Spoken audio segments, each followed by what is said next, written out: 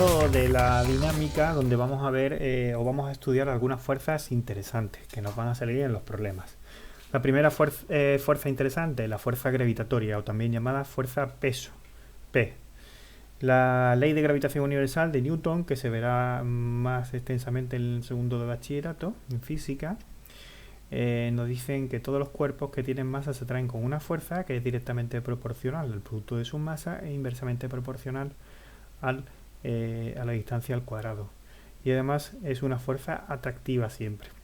El módulo de esa fuerza lo tenéis aquí, G por la masa primera, por la masa segunda, partido por la distancia que hay entre las masas al cuadrado.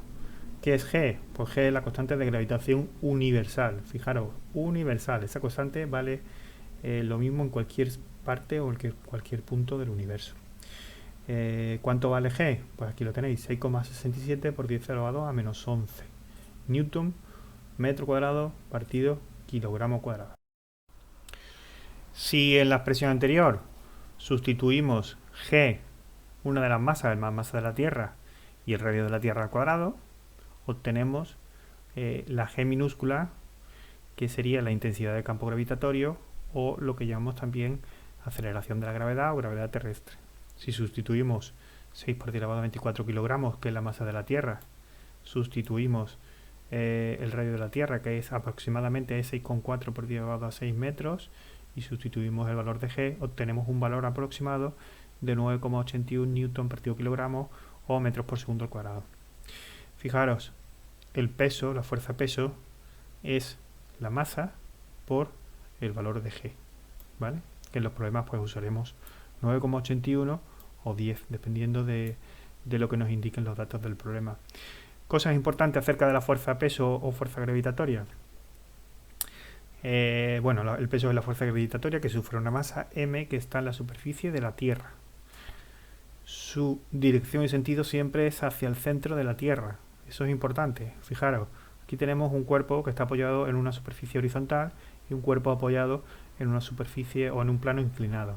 En la superficie horizontal el peso va hacia abajo, abajo donde está el centro de la Tierra. Es decir, es como si cogemos una plomada de la que usan los albañiles y la ponemos, es decir, la plomada siempre va a apuntar hacia el centro de la Tierra. Sin embargo, si nos vamos a un plano inclinado, pues el peso no estaría en esta dirección, sino estaría en la dirección vertical de nuevo. Es decir, el peso sería este de aquí, ¿vale? Luego aquí vamos a tener que descomponer el peso en una componente vertical y una componente horizontal, ¿vale? Eso lo veremos en los problemas, pero fijaros, esta recta y esta recta son perpendiculares a esta recta y a esta recta. Es decir, este ángulo de aquí va a ser el mismo que este de aquí, porque el ángulo que forman dos rectas que son perpendiculares a otras dos rectas es el mismo. Esto de aquí es aquí. También puedo verlo de la siguiente forma. Si bajo el plano, la pendiente del plano, ¿qué le pasa a este ángulo? Pues que se hace más pequeño, igual que le pasa a este. ¿De acuerdo? Este de aquí, sin embargo, sería más grande, que es lo que le pasa, si trazo aquí una vertical, lo que le pasa a este ángulo, si bajo la pendiente del plano, también se hace más grande. ¿De acuerdo? Entonces, fijaros, este ángulo y este de aquí siempre son el mismo. Luego, cuando tenga que descomponer el peso, la P sub I va a estar relacionada con la P a través del coseno, que sería el cateto contiguo. Y la P sub X va a estar relacionada con la P a través del seno, porque la P sub X es esta de aquí. Y ahora vamos a ver otra fuerza interesante, que es la normal. Seguimos con la fuerza, ahora pasamos a la fuerza normal. La fuerza normal, dice, es una fuerza de respuesta de un plano a todas las fuerzas perpendiculares a él. Esta fuerza de reacción explica el hecho de que los cuerpos no se hundan cuando los ponemos encima de una superficie. Suponemos que nunca alcanzamos la fuerza máxima que puede soportar una superficie antes de romperse o antes de hundirse, ¿vale? Muy importante, es una fuerza perpendicular a la superficie, es una fuerza de contacto. Necesitamos hacer contacto sobre la superficie para que aparezca la normal. Y siempre, siempre, siempre es perpendicular a la superficie, ¿vale?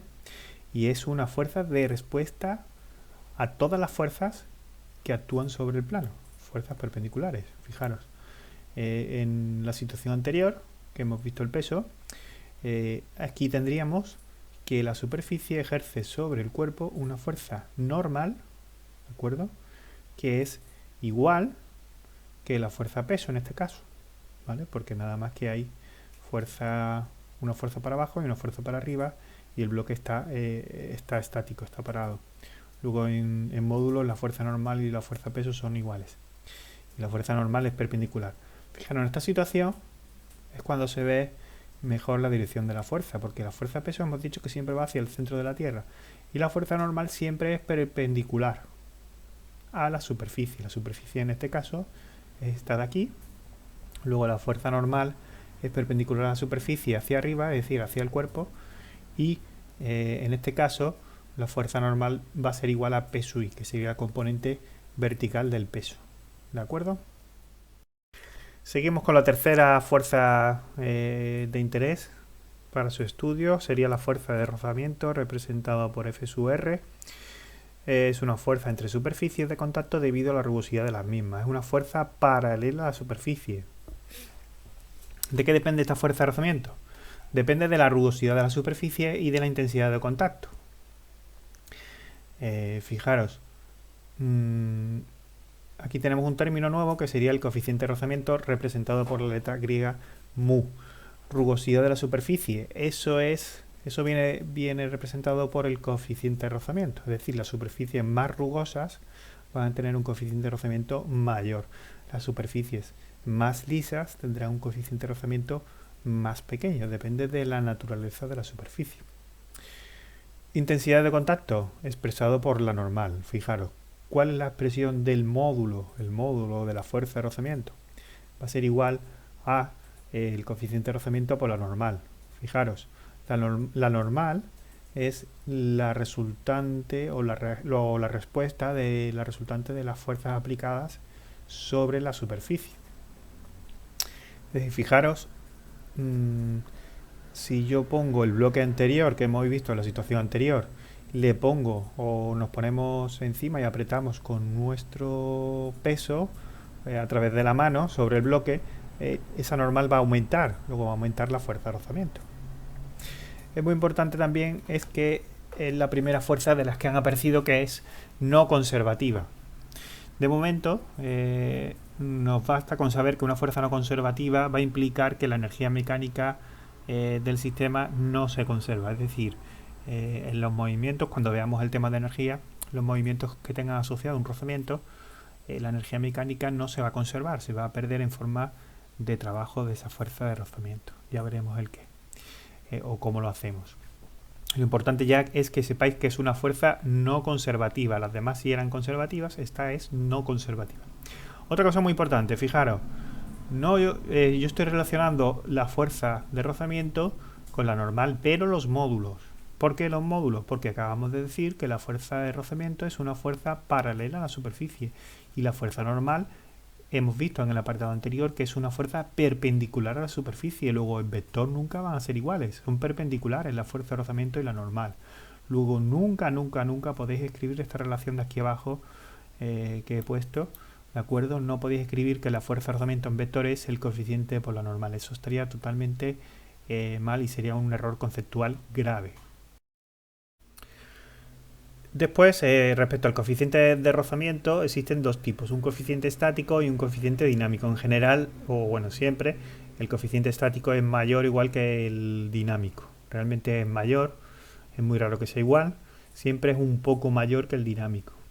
¿Qué quiere decir eso? Dice, pensémonos en un carro de la compra lleno y parado. Acabamos de ir al súper, hemos llenado el carro hasta arriba, pesa mucho y queremos moverlo. Para empezar a moverlo, la fuerza que tenemos que vencer es la fuerza de rozamiento con el coeficiente estático. Sin embargo, cuando el cuerpo, o en este caso el carro, ya está en movimiento, mantener el movimiento, es decir, igualar a la fuerza de rozamiento, nos cuesta bastante menos que en el caso anterior, en el caso inicial, en el que había que poner en marcha o iniciar el movimiento del carro. Eso es simplemente porque el coeficiente estático es mayor que el coeficiente dinámico. Y aquí tenéis una representación de cómo vamos a escribir las fuerzas en nuestros problemas. Si el movimiento va hacia la derecha, la fuerza de rozamiento siempre va en contra del movimiento. Luego, cuando tengamos que hacer un problema, tenemos que indicar siempre el sentido del movimiento para escribir, por si tenemos que escribir la fuerza de rozamiento, escribirla en sentido contrario.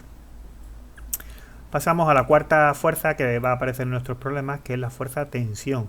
La fuerza tensión aparece siempre que haya una cuerda y es la fuerza transmitida cuando una cuerda está tensa, ¿vale? Nosotros realmente la cuerda en cada uno de sus puntos transmite esa fuerza, pero a nosotros nos interesan los extremos de la fuerza, que son los puntos donde se va a unir a los bloques o a los cuerpos.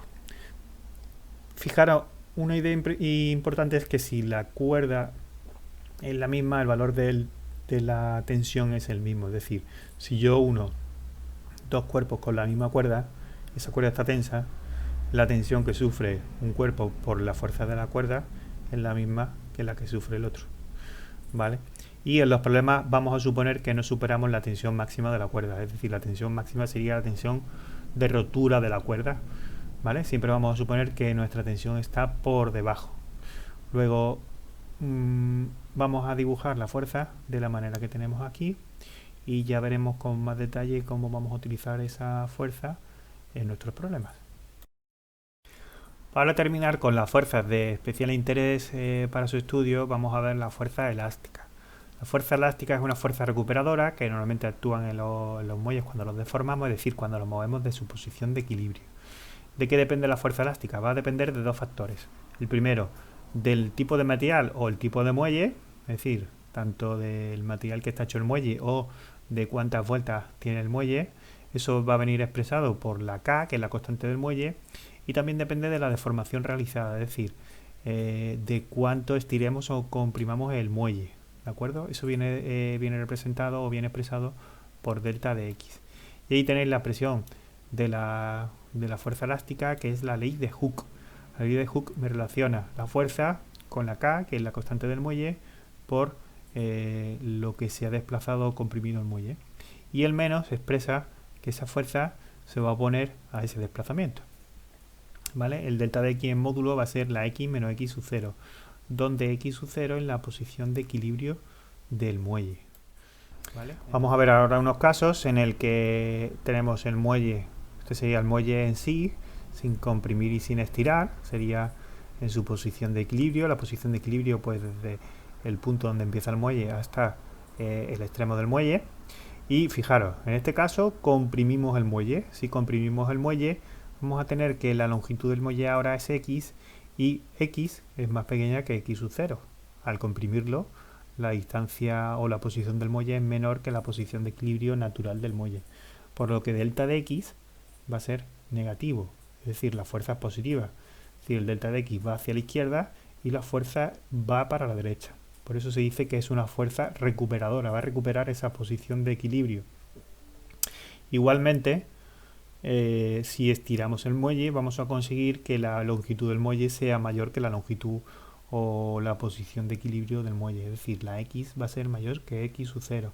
Eso se va a transmitir o se va a expresar en que delta de X es mayor que 0. Si delta de X es mayor que 0, como la fuerza es menos K por delta de X, la fuerza va a ser negativa, es decir, la fuerza negativa significa que va en sentido contrario hacia donde se estira el muelle.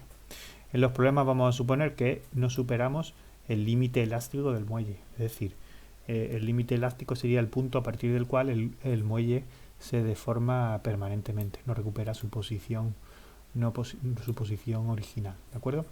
Y hasta aquí sería la teoría que vamos a ver en los problemas de dinámica. Recordar que esta teoría está muy concentrada. Esto es lo fundamental, digamos, lo básico de la dinámica. Esta teoría lo hemos hecho, o este vídeo lo hemos hecho para el periodo de cuarentena que estamos haciendo. Sería un repaso muy ligero y muy práctico para la dinámica, pero en clase tendríamos que ver mucho más aspectos o mucho más contenido o ampliarlo con otro tipo de contenido, ¿de acuerdo?